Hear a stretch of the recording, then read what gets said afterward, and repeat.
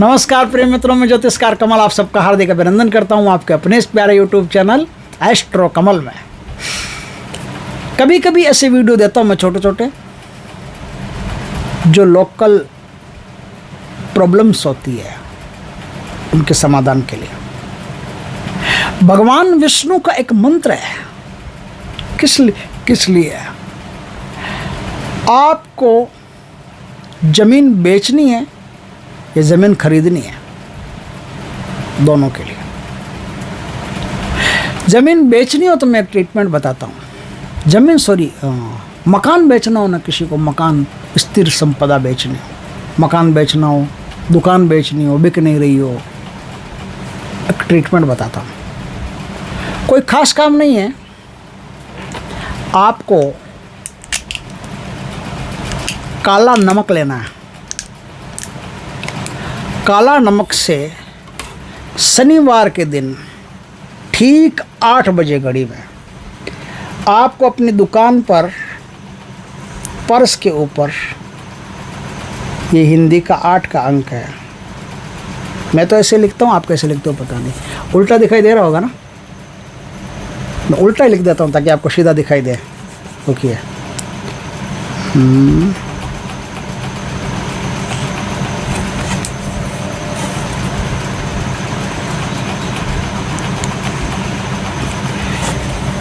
ये जे होता है ना, जे के तरह का अंक है, ये 8 का अंक है। 8 का अंक स्थिर संपदा को बेचने और खरीदने दोनों में काम आएगा। आपको काले नमक से ठीक 8 बजे घड़ी में ये 8 का अंक जिस चीज़ को बेचना उसके पर्स पर लिख दीजिए। लिखते समय आपका मुंह, अगर ज़मीन बेचना हो तो पश्चिम दिशा में रहना चाहिए, खरीदना हो तो पूर्व दिशा में रहना चाहिए। ज़मीन नहीं, सॉरी, वो मकान, ज़मीन का बाद में बताऊंगा। मकान बेचना हो, कोई प्रॉपर्टी है बेचनी हो तो पश्चिम में रहना चाहिए, खरीदनी हो तो पूर्व में रहना चाहिए। खास इस बात का ख्याल रखें। दोबारा कॉल करके मत पूछिए भाई साहब, बड़ा परेशान हो जाता हूँ। एक छोटी सी गलती मुझसे हो गई थी। एक यक्षिणी की साधना दी थी, बड़ी सुंदर साधना है वो, उसमें शनि के नक्षत्रों में साधना करनी होती है। मैंने इतना कह दिया, शनि के नक्षत्र में साधना करनी होती है। अब शनि के 3 ही नक्षत्र होते हैं, उन 3 नक्षत्रों में से किसी में साधना करनी होती है। और मैंने कहा भाई अब छोड़ो, आप पुष्य नक्षत्र में साधना कर लो, शनि का ही होता है, उसमें कर लो।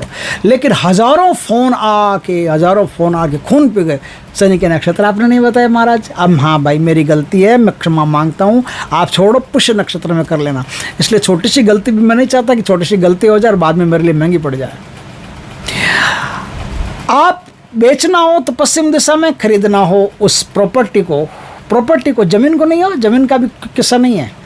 प्रॉपर्टी को बेचना हो तो पश्चिम में मुंह करके लिखें, और ख़रीदना हो तो पूर्व में मुंह करके लिखें।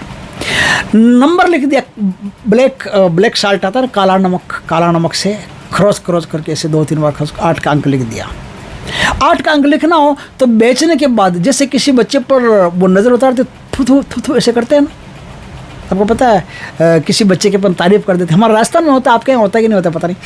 किसी बच्चे की तारीफ़ कर देते हैं तो फिर हमको भी ऐसा लगता है कि हमारी बच्चे को नज़र नहीं लग जाए, इसलिए थू ऐसे 2-3 बार ऐसे थूक देते हैं। और थूक नहीं होता, बस खाली एक फॉर्मेलिटी होती है ताकि हमारी नज़र इसको बच्चे को नहीं लगे, इसकी सुरक्षा में सब बने रहे। जिस तरह से हम बच्चे पर इस प्रकार से थूकते हैं ना, उसी प्रकार से आपको 8 का अंक लिखने के बाद में साइड में थोड़ा सा थू ऐसे 3 बार थूक देना है। 3 बार थूक दिया, अब अपना काम करो, अपने घर आ जाओ, जो भी करना है करो। अगर वो प्रॉपर्टी आपको लेनी है तो थूकना नहीं है, अब अपने हाथ में जल रखना है।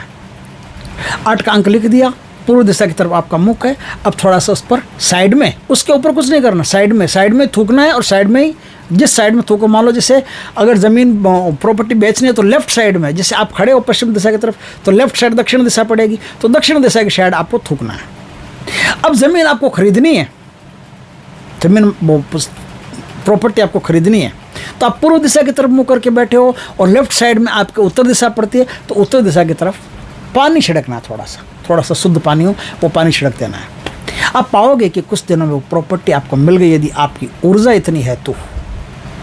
अब मान लो जैसे आपकी वही ख़रीदनी है, उसका आपके पास पूरा पैसा वगैरह सब कुछ है और ख़रीदनी है और बात बन नहीं रही है, तो ऐसा नहीं है कि मैं कहूँगा कि किसी भी आप ताजमहल पे जाके लिख दो 8 और थूक दो, ऐसे कुछ नहीं होगा मेरे कहने से। वही प्रॉपर्टी जो आपकी शक्ति के भीतर भीतर आती है, आपके औरा क्षेत्र के भीतर भीतर आती है, आप उसे ही खरीद सकते हो। तो इस प्रकार से खरीद सकते हो। अब दोस्तों मैं बताता हूँ आज एक शानदार बात कि आपको रहने के लिए मकान नहीं है,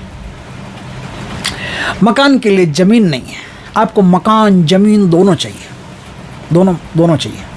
भगवान विष्णु का 2 मंत्र बताऊंगा, दोनों मंत्रों में से किसी का भी आप उपयोग कर सकते हो। भगवान विष्णु के 2 ऐसे मंत्र हैं जिनका चैंटिंग करते रहें, जाप करते रहें, तो आपको ज़मीन मिलेगी, ज़मीन पे मकान मिलेगा, ज़मीन मिलेगी उस पे मकान बना सकते हो, वो व्यवस्था मिलेगी। ऐसा कुछ भी हो, भगवान की टेंशन आपकी नहीं है, आपकी तो जाप की टेंशन है।